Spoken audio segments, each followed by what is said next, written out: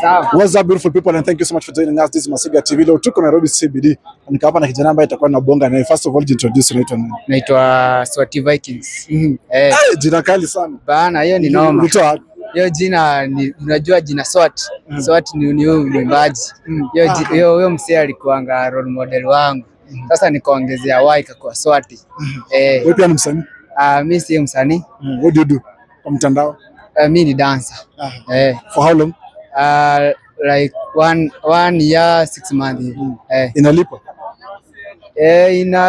Bado sijafika hapo. Sijafika hiyo kiwango. Najitolea. Watu wanifollow. Naitwa Swati Vikings pale TikTok. YouTube bado sijaingia huko. Okay. So my first question is, can you date msichana mlevi? Mbona? Hiyo no, mimi siwezi. Sasa tutakaa aje? Dem mlevi. Sasa imagine nikipelekea madhi dem afu akuja hapo akiwa amelewa. Hiyo ni no, mimi siwezi kubali. Si unampeleka siku kwenye yeye si mlevi. Lakini tena imagine tu akienda ulevi akirudi kwa nyumba atanipikia saa ngapi? Tuanze kusumbuana hapo, hiyo nitaua bana. Mimi siwezi, hiyo nimekataa. Okay. Hujai kuwa na experience ya msana mlevi before? Kuna watu tunaendanga nao sherehe lakini sina mtu si anaenda kwao.